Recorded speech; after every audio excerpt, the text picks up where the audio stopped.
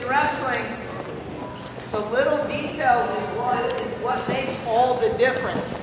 You know, you can shoot a single leg, a double leg, I can do an arm bar, blah, blah, blah. But can you do it against the best guys? You know, what's your goal right now? What's the highest achievement that you guys can achieve at this level? What's the highest achievement? To win. Okay, but at what level? State champ? You trying to be a state champ? Okay. In high school, you're trying to be a state champ. Maybe some of you little guys, you know, you're competing on the national level. Maybe some of you high school guys are competing on the national level. If you want to beat the best guys in the state or even the best guys in the nation, it's these little details that make the difference. And so when you pay attention to these things, and it's more than just the breakdown, pull the arm out, it's the fine little details. Talking to coach, you know, one of the things when I get Mike broken down and I'm going for what? The fingers, that's a detail. If I grab the wrist, maybe it works, maybe it doesn't. If I grab the fingers, probably works most of the time. And that's a detail that's going to take your percentages up of getting the arm on the back. And what's another thing I want to concentrate on once I break him down? So I bump, get to the wrist, run down. What am I doing right here? I'm on my toes. I'm driving my weight. Because Mike's going to try to come back up, right? He doesn't want to get pinned. So he's going to wrestle. If I'm on my knees, he's coming up. And it's going to be hard for me to stop him from coming back up. But if I'm on my toes, and I'm attacking this near leg, he tries to come up. We got to fight now. This is wrestling. It's going to be hard for him to come up because I'm on my toes. I'm driving all my weight into him right here. I take the fight out of him a little bit. Okay? Now when I go to attack the hand, if I drop to my knees and go to the hand, he's going to pop up. It's not going to work, right? So what do I need to do? Stay on my toes, all right? I'm driving in. I'm on my toes. I'm driving my shoulder down and into him so that he can't get up. He tries to come up. He can't. Now it gives me that split second opportunity to go under and grab those fingers and pull it out. That is very, very important, guys. You can't get to the arm bar if you don't do these couple techniques correctly and have the little details down.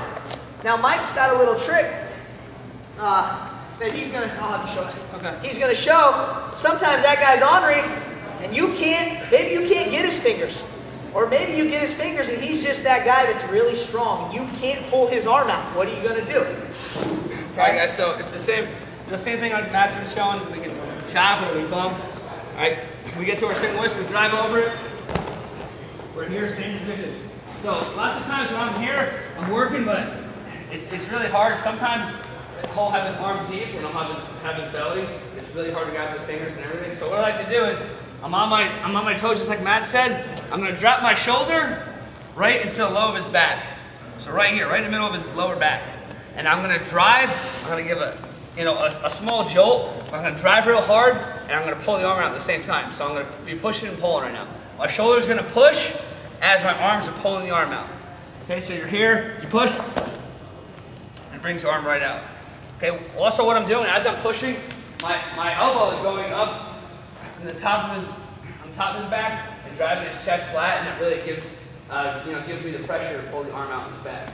So one more time up here, my shoulder was here, I slide it low, and once I start going, my elbow comes up right in the middle of his back. So I'm driving, see my elbow comes up, guys? Elbow comes up to there. Comes out, and then we get right back to what we did. Come up on top, get the arm. Okay, so like Matt said, those little details, that's a big detail because, like you said, if you can't get the arm in the back, you can't do the bar. Yeah, I it's probably just a good idea to do that every time. I mean, I don't know why you wouldn't necessarily just do that every time. You drive in and rip the fingers out. Drive in, rip the fingers out at the same time. You've got two motions going at the same time. You got the guy working against himself, which is good. You're pushing him and pulling him. It's going to make pulling that arm out a lot easier. Okay, so add that to what you're doing. You bump, wrist, break them down. I'm going to drop my shoulder, bump, rip, okay? Pull the arm out on the back. I'm going arm bar. A little trick here. This is what I did a lot in high school. For whatever reason, I wasn't always real good at getting the near wrist and running the bar. I would get it sometimes against weaker guys, but against the best kids, I would have trouble getting this. So I'd be here trying to get this wrist, and what's Mike going to do to keep that wrist away? See what he's doing? What does he do? Can you guys in the back see? He straightens his arm out. Because if he keeps his elbow bent, his arm bent, I'm catching that wrist and I'm going to run him over. I'm going to get back points here and possibly a fall. But he's a tough kid. He understands what I'm trying to do. He straightens his arm out. So now I can't get it, right? So what I'm going to go to is a double arm bar, double chicken wing. All right, I hit this in high school a lot. I had a lot of success here. I would go here, try to get this, couldn't get it, and very quickly I would jump my body to this side, put my head in the back of his arm, and go to the, right here, okay? And I'm going to scoop. See how I scoop at the elbow? Palm up, okay? Head in the armpit, scoop, palm up, suck it back. Now I got 2, all right? What's better than 1? 2. Like the commercials, more better than less? Yeah, okay? I want more. So I have 2 now. Now I'm going to do the same exact thing. I'm going to get behind that elbow, drive it with my chest, drive it at an angle over the far shoulder, drive, step over, and now I've got a double arm bar, and I'm pitting them with 2 arm bars versus an arm bar and a wrist. And I set it up by trying to get my near wrist. What's my first move? What am I looking for, number 1? Near wrist, right? Near wrist. Try to grab. It's not there. Jump out. Get my double. We call it a double chicken wing. I don't know if you guys call these chicken wings out here. Chicken wing, okay?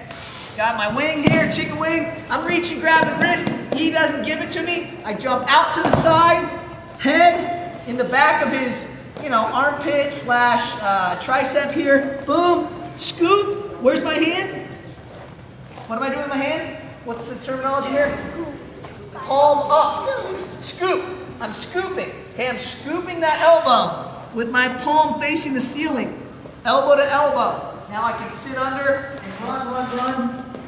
And here I can sit out if I want, or just stay wide and tripod and look for the fall.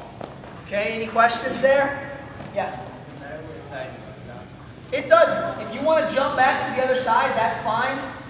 I got good at doing it to the other, jumping to that other side and then running it. So I would run my single bar from this side, right? Because I was already here. I was already on this side. I would go wrist, and I would run it here. But when he would take his wrist away, I would jump sides, scoop this up, and I would stay on this side, just kind of for efficiency. Stay this side and run it. But I could go back here and then run if you want. I think it's good to be good at both sides. Because what if you only have 10 seconds to score that move? You're wasting time by jumping sides where you might already have a beat on the one side, so just take them right there. So it's good to be able to do on both sides. It's good to ask a question. Any other questions? All right, let's go. 1, 2.